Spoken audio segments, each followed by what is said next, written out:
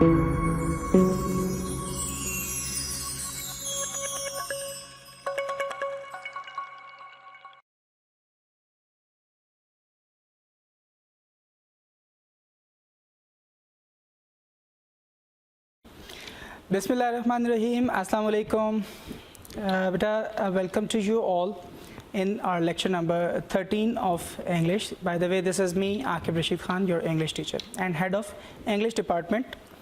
आज बच्चे जो हमारा objective है, that is to cover the prepositions as well as the first half of essay number 5, libraries. So let's start with prepositions. आज prepositions हमारी 41 to 60 हैं. First आपके पास जो 10 prepositions हैं उसमें हम देखेंगे कि किस word के साथ कौन सी preposition जो है आपके पास आ रही है. 41. We must fight for the basics of basic human rights. तो fight के साथ कौन सा preposition आएगा? For. और fill in the blanks बहुत popular use किए जाने वाला जो preposition है fill in. ठीक है? Opened, the police opened fire at the demonstrators. मुजाहिरीन के ऊपर फायर खोल दिया तो opened fire at. Number 44, fond of. She is fond of reading. शौकीन होना, किसी चीज़ का शौक होना. Please forgive him for. Forgive के साथ कौन सा preposition आएगा? For. Number 46, full of. Number 47, glad at. Number 48, grateful to. Number 49, grieved at. और लास्ट इस पेज का guilty of stealing. ठीक है. नेक्स्ट हमारे पास हैं 51 to 60. Ji, what has happened to him? Happened के साथ कौन सा आएगा? To. Here about. Here के साथ कौन सा आएगा? I was sorry to hear about his sad death. Here के साथ about. Next है hope for. बड़ा मशहूर preposition है hope for. Hope for the best. Next one 54. Hope of. यहाँ पर अब जो है किसी चीज़ के बारे में पुरुमीद रहना hope for. और यहाँ पे there is hardly any hope of his recovery. बीमारी से रिकवरी के लिए तो यहाँ पर hope ये पॉजिटिव सेंस में आएगा तो वो होप फॉर द बेस्ट आएगा. ठीक है, ये है किसी बीमारी से रिकवर करना, दोबारा से सेहत याब होना, तो होप ऑफ रिकवरी आएगा. ठीक है, उसके बाद नंबर 55 है ignorant of. Number 56 incapable of. Again उसके साथ भी ऑफ है. 57 inclined to. Number 58 included in. और 59 इंडेप्टेड टू. और लास्ट वन है इंडिफरेंट टू. तो ये हमने 41 से लेकर 60 तक आपकी prepositions जो है वो कवर की हैं. बेटा इन prepositions के हवाले से मैंने आपको पहले भी गाइड किया था कि आपके जो 19 MCQs हैं उनमें से एक MCQ preposition का होता है. तो these are very important. आपने सेंटेंस याद नहीं करने इनके, ये देखना है कि किस preposition के साथ किस वर्ड के साथ कौन सा preposition आएगा. ठीक है.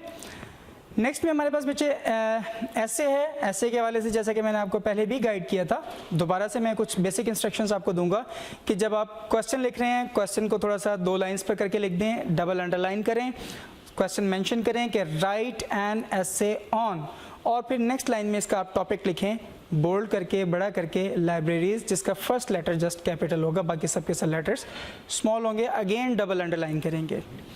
अब यहाँ पे जब पैराग्राफ स्टार्ट होगा तो लेफ्ट से आपने एक वर्ड का गैप देकर, 2 फिंगर्स गैप और 1 वर्ड गैप देकर फिर स्टार्ट करना है.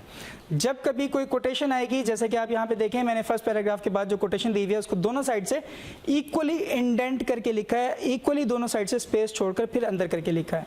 ठीक है, तो ये चीज़ आपने भी ख्याल रखनी है. अगर फर्ज करें आपका एक लाइन पे ये कोटेशन नहीं आती तो आप इसको 2 लाइन्स पे लिख दें, लेकिन लेफ्ट और राइट से इक्वल मार्जिन छोड़कर फिर लिखें ये कोटेशन को लिखते वक्त. तो बेचा सबसे पहले हम लोगों ने लाइब्रेरीज़ की इंपॉर्टेंस के हवाले से फर्स्ट में लिखा. ठीक है, कि लाइब्रेरीज़ जो है वो हमारी सोसाइटी का एक अहम हिस्सा है. यहाँ से आपको नॉलेज मिलता है, हर किस्म का नॉलेज मिलता है, और यहाँ पर आपके पास तमाम किस्म की जो बुक्स हैं वो अवेलेबल होती हैं. सेकंड पैराग्राफ में हमने बुक्स की इंपॉर्टेंस के हवाले से लिखा कि the true university these days is a collection of book. Libraries हो गया, और फिर हमने बुक के हवाले से इन डिटेल लिखा, और लास्ट में उसी की कोटेशन लिख दी है बुक के हवाले से कि a good book is the best of friends. ठीक है. नेक्स्ट में इसका आ जाता है, अगेन बुक के हवाले से कोटेशन से हमने स्टार्ट लिया है, books are the lighthouses created in the great sea of time. ये वो मशलें होती हैं जो कि आपके पूरे एक समंदर में आपको हेल्प आउट करती हैं। आपका अगर पूरे लाइफ को आपके एक समंदर कंसिडर कर लिया जाए तो बुक्स उसमें आपको रास्ता दिखाती हैं, आपको रोशनी दिखाती हैं।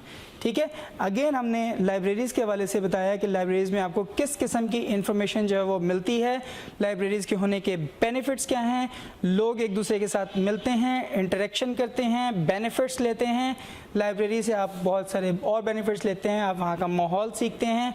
ठीक है, तो ये हमने जितने भी बेनिफिट्स थे लाइब्रेरीज़ के उनको हमने यहाँ पे एनुमरेट किया है, नंबर वाइज जो है वो लेकर आए हैं तमाम बेनिफिट्स को। एक और कोटेशन है, library is a thought in cold storage. Library वैसे ही है कि किसी कोल्ड स्टोरेज में आपको कोई जहन, कोई सोच मिल जाती है, कोई ख्याल मिल जाता है, सोच मिलती है। ठीक है, तो हमने फर्स्ट हाफ रखा था अभी आपके ऐसे नंबर 5 लाइब्रेरीज़ का। इससे पहले हमने प्रपोजिशंस की हैं 41 to 60।